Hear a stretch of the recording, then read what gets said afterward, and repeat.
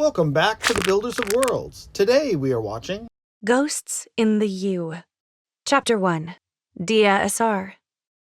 Another group of girls was due to arrive at Dagoda Manor, and I had only one place left to hide. Matron Indra had discovered my spots in the library and church house, and locks had been put on all the dormitory doors after the presiding priest was caught trying to run away with one of the girls. Dagoda's owner buried him face down out back. Matron Indra had all the girls chanting the prayers of the prophets for 3 days after the scandal. The common rumor was that he had brought Indra into the church and had hung the shawl of the Sarmad upon her shoulders. The better rumor was that they had a son secreted away in Alsenbray.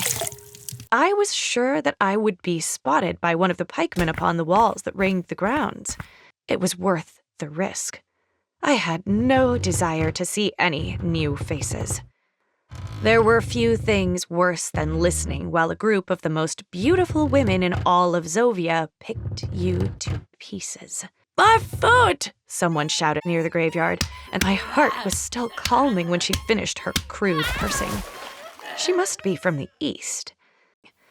I found a group of men gathered around a large stone that marked the cemetery entrance.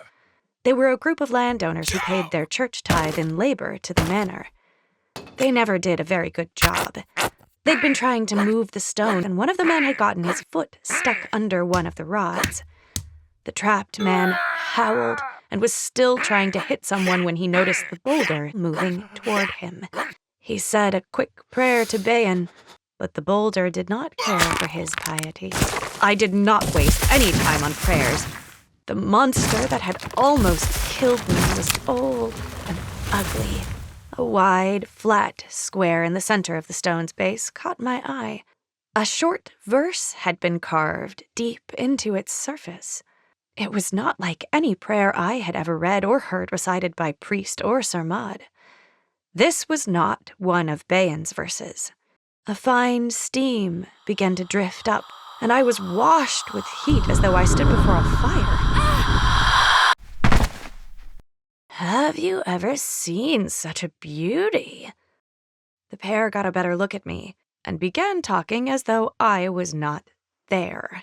"She must be the one that belongs to Prince Barak. What is she doing out here?" "Forget you ever saw her. You can forget you met us too, yes?" He was saved from hearing my reply when the boulder started moving again and hid the prayer from view. Matron Indra found me near the old well. "Fine day for a walk," I said.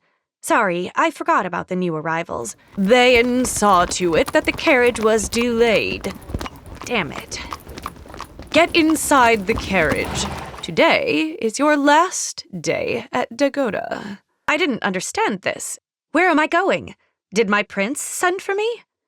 Driver, were you given the correct destination? The Dayalu, ma'am. Unless plans have changed? My prince has sent for me. Bayan will see to you. Bayan? He is a stranger to Dagoda and to you. You are nothing but a facade for the clients, but fear not. My prince will contact the family that owns Dagoda. I trust that you are looking forward to being in my service. Matron Indra's frown was priceless. How much smaller it seemed now. Little more than a building full of whores. I owed my prince everything. He and I had never spoken, but this did not matter. He had chosen me to be his first wife, and there was nothing I wanted more, and I would make him happy. Available now on Audible and everywhere books are sold.